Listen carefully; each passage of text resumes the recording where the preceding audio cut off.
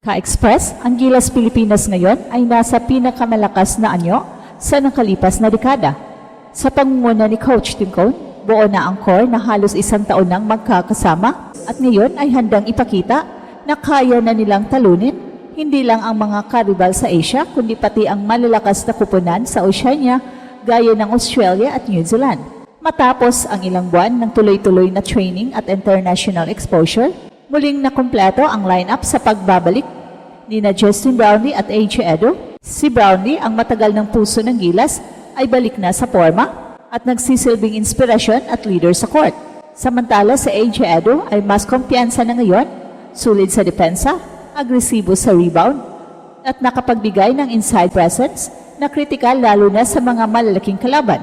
At si Kai Sotto na nagpapagaling sa kanyang ACL injury at inaasahang magbabalik para sa Gilas. At si Junmar Fajardo ay patuloy na sandigan sa ilalim habang ang backcourt duo ni Scottie Thompson at Sergio Perez ay nagbibigay ng bilis at energy sa opensa. Dagdag pa rito, ang presensya ni na Dwight Ramos at Jamie Malonzo ay nagbibigay ng defensive versatility at transition scoring. Isa sa pinakamalaking pagbabago ngayon ay ang chemistry dahil sa tagal na nilang magkakasama, alam na ng bawat isa ang galaw ng kakampi. Hindi na kailangan ng matagal na adjustment period. Alam na ni Scottie Thompson kung saan gusto ng bola ni JB. Kabisado na ni Dwight Ramos ang rotation ni AJ Edo at automatic na ang komunikasyon sa depensa. Handa na silang sumabak sa bagong yugto ng FIBA World Cup kung saan sasalubungin nila ang mga bigating team mula Oceania. Alam ng coaching staff na hindi sapat ang talento, kailangan ng disiplina at sistema, pero kung consistency at unity ang pag-uusapan, ibang klaseng Gilas na ito. Ang tanong na lang ngayon, matapos ang isang taon ng tuloy-tuloy na pagsasama, sapat na ba ang chemistry at depth ng grupo para itumba ang mga powerhouses tulad ng Australia at New Zealand? Sa lakas ng lineup ngayon, maraming naniniwala na oo, kaya ng Gilas. Matapos ang mahigit isang taon ng tuloy-tuloy na pagbuo ng core, masasabi ng marami, eto na ang pinakamalakas na version ng Gilas sa ilalim ni Coach Tim Cone. Hindi na ito experimental lineup o short-term pool gaya ng mga nakaraang taon.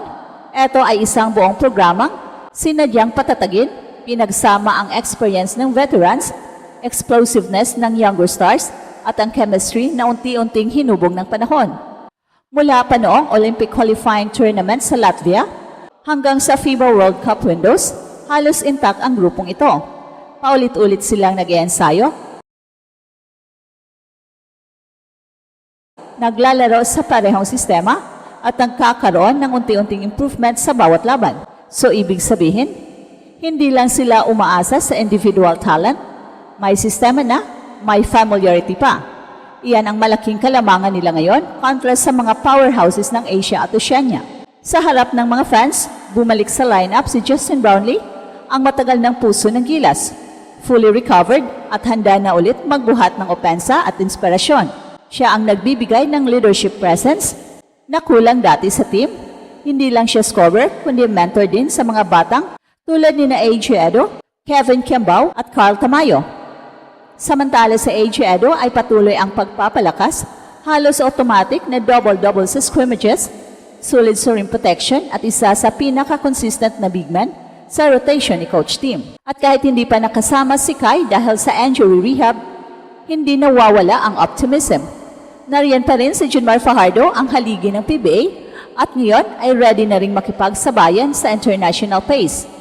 Dagdag pa ang high-energy guards tulad ni na Scottie Thompson, Dwight Ramos at Calvin Aftana, kaya't buo ang balanse ng Gilas.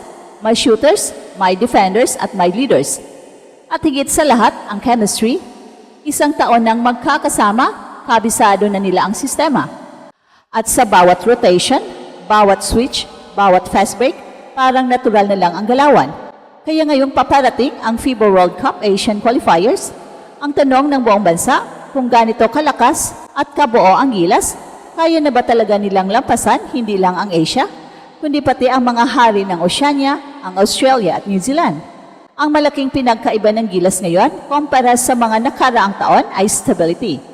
Hindi na sila nagbubuo ng lineup mula sa scratch sa bawat tournament. Sa ilalim ni Coach Tim, isa na itong long-term program.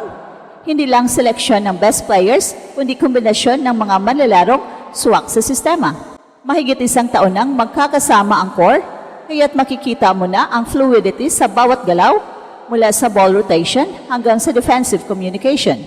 Ang triangle-inspired system ni Coach Tim ay unti-unting nagiging likas sa grupo. Kita sa mga scrimmages at tune-up games kung paano gumagana ang spacing at timing. Si Justin Brownlee ang focal point pero hindi na kailangang laging dumaan sa kanya ang bola dahil marunong na ring magbasa ng depensa sina Dwight Ramos, Calvin Oftana at Scottie Thompson. Si AJ Edu sa kabilang banda ay nagiging natural rim runner na may shooting touch sa mid-range. Ang ganitong flexibility ang magiging sandata nila kontra sa mga malalaking frontline ng Australia at New Zealand.